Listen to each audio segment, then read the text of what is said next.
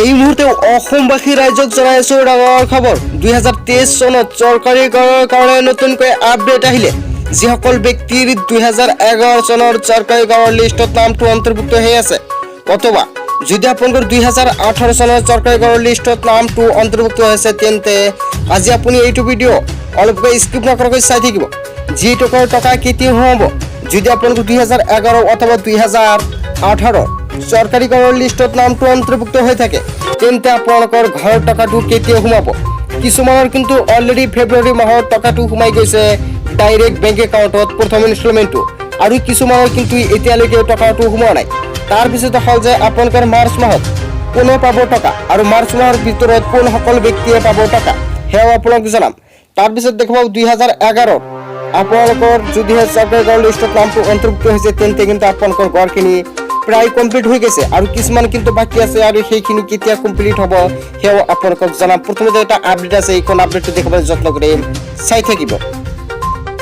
March মাহৰ ভিতৰত লাখ লাখ দৰিদ্ৰ মানুহৰ একাউণ্টত সোমাই যাব চৰকাৰী কৰৰ দ্বিতীয় ইনষ্টলমেণ্ট যেতিয়াহে আপোনালোকৰ প্ৰথম ইনষ্টলমেণ্ট লাভ কৰিছে ফেব্ৰুৱাৰী মাহত আৰু আপোনালোকৰ সেইখন প্ৰথম ইনষ্টলমেণ্টৰে আপোনালোকৰ ঘৰৰ যিখিনি কাম কৰিব লাগিব আপোনালোকৰ ঘৰৰ ভেটি পৰ্যায়লৈকে কিন্তু আপোনালোকে কাম কৰিব লাগিব যদি আপোনালোকৰ ঘৰৰ ভেটিলৈকে কাম পৰ্যন্ত কৰিছে তেন্তে কিন্তু আপোনালোকে চৰকাৰী ঘৰৰ দ্বিতীয় ইনষ্টলমেণ্টটো লাভ কৰিব পাৰিব সো সেইখন দ্বিতীয় ইনষ্টলমেণ্টটো লাভ কৰাৰ পিছত আপোনালোকৰ ঘৰখিনি আপোনালোকৰ সম্পূৰ্ণ কৰিব লাগিব কৰাৰ পিছত আপোনালোকৰ ফটো মাৰি যেতিয়া আপোনালোকৰ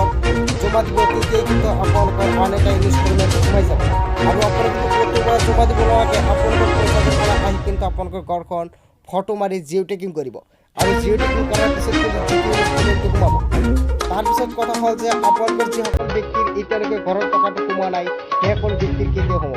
আপোনালোকে সকলোৱে জানে যিসকল ব্যক্তিৰ 2018 চনৰ ঘৰ লিষ্টৰ নামটো অন্তৰ্ভুক্ত হৈছিলে সেইসকলে কিন্তু অধিকাংশই এতিয়ালৈকে টকাটো লাভ কৰা নাই কিছু সংখ্যাক টকাটো লাভ কৰিছে বৰ্তমান অসমত কিন্তু 3.28 লাখ মানুহে চৰকাৰী ঘৰৰ প্ৰথম ইনষ্টলমেণ্টটো লাভ কৰিছে আৰু বাকীখিনি মানুহে কেতিয়া লাভ কৰিব ঘৰৰ টকা সো আপোনালোকৰ যিসকল মানুহক বাচি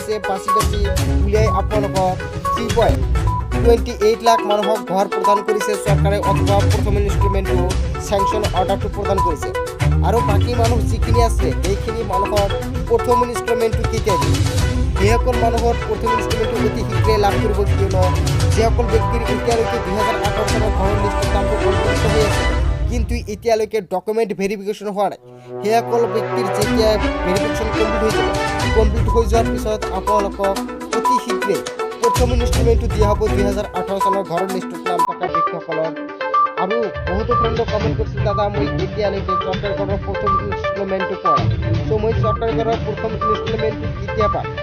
অলপ জনাবচোন সেয়ে আজি এইটো ভিডিঅ' বনাইছোঁ যদি আপোনালোকৰ 18 চনৰ ঘৰৰ লিষ্টত নামটো অন্তৰ্ভুক্ত হৈছে তেন্তে কিন্তু আপোনালোকৰ 2024 চনৰ আগতে 2018 সকলোখিনি ঘৰ সকলোকে 2024 চনৰ আগলৈকে সকলোৱে ঘৰটো লাভ কৰিব পাৰিব প্ৰথম ইনষ্টলমেণ্টটো আৰু আপোনালোকে কিন্তু সকলোৱে